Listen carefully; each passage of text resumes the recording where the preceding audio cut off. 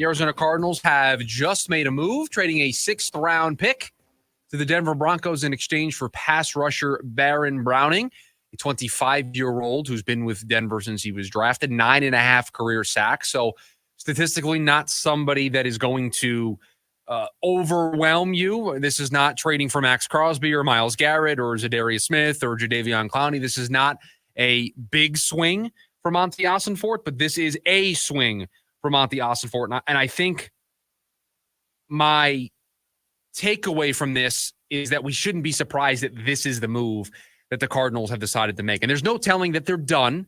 There's no telling that this is going to be their only move, right? There's still time. They just got something done here ahead of the trade deadline. But it is not surprising that Monty Ossenfort would lean towards the angle of not burning a lot of his draft capital for next season, trading a late day 3 pick in his 6th rounder, but increasing the floor of his group with somebody that he thinks would fit into Jonathan Gannon's defense, that would fit into this culture, and statistically is not going to wow you, but it is a name, it is a body, it is somebody to add to this group, and it is somebody who's going to get a lot of opportunity to be able to make a name for himself in this defense. Again, only 9.5 career sacks to start his career, and he's only 25 years old. And so this feels like the ultimate, not going to spend a lot of money, but I'm going to add somebody. And he's got 0 sacks this year, 4 tackles. Again, this is not Zadarius Smith, Myles Garrett, Max Crosby, but this isn't even the second tier of player. This isn't even we talked about Azeez Ojulari. We talked about Chase Young. We talked about trading for just the 1-year rentals that you could immediately extend type players. Baron Browning, I think, is a tier lower than that. I think he's a guy. I think he's a guy that helps. I think any help is good at this stage. But I don't know, and this is where you give a front office time. The trade deadline is not over. They still have until tomorrow. I don't know if this can be the only thing this organization does between now and tomorrow afternoon. I don't know if you can sell to your fan base, hey, we're 5-4, we're in first place, and our big move to reward that was a guy who has 0 sacks this year and 9.5 sacks in his career. I don't know if that can be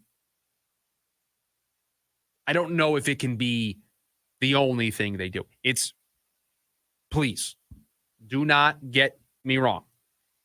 Any addition is a good addition to this team. They had injuries that were plaguing this group. You want to slowly be able to bring along Darius Robinson. You needed bodies in that room. You lost Dennis Gardeck, right? This feels, to me, since we're talking out loud, we're reacting to these things in real time, didn't have time to, process a trade as it happens. This kind of feels like a Dennis Gardeck replacement, right? This feels like somebody you bring in to replace. Now, I don't know if he can even put up the production that Gardeck was doing, but that feels like the replacement. And even with Dennis Gardeck on this team and healthy, we still thought they should add a pass rusher. So this cannot be the only work. The work is not complete. This is a good move. This is a move that helps the Arizona Cardinals. It makes them deeper in a group that they were not very deep at. So adding somebody to help raise the floor of the group is good. This cannot be the only move that this team makes. And to get back to the point that I was making before the news broke, we cannot get to Wednesday and be having a conversation that the only thing they did was add Baron Browning. That can't be the only move that is made between now and tomorrow. Can't. Because then I think you will have disappointed the fan base. Not that is what keeps people's jobs. Winning football games do. And so if you keep winning, it's not a problem. But I think if this team wants to continue to win football games, they got to add some more there. And so one move down after I was complaining that we hadn't had any activity, it is Baron Browning off to the Arizona Cardinals for a 6th round selection. And so we will see what this team is able to, how quickly they're able to get Baron Browning up to speed. I said this last week. You probably want to get these moves done sooner rather than later. Guy played for Denver. Denver's coming back from Baltimore. It's easy. He can just take a quick flight to Arizona, right? And potentially be ready to play the Jets on Sunday. That's the other part of this too, is you want to have guys that can immediately help your team. You don't want to miss opportunities to have guys miss the game when there's only 8 of them left for the Cardinals on the calendar because their bye week is later. They have not had a bye yet. So you don't want to have 10 games of your season come and go, and then your addition is coming in to only play 7 games. every game that a new addition to this team can play is important. And so to me, Baron Browning feels like a Dennis Gardeck replacement. After Dennis Gardeck got hurt, there is still a need. There is still a hole on this team to add somebody else. So we will be keeping an eye on what happens the rest of the way here to see if this is the only move that the Cardinals made. But we do get some activity. Monty Ossenfort did listen.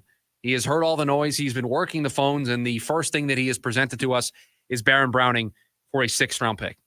Okay, that's a good start. Cannot be the only piece of the puzzle. There's more that needs to be done here.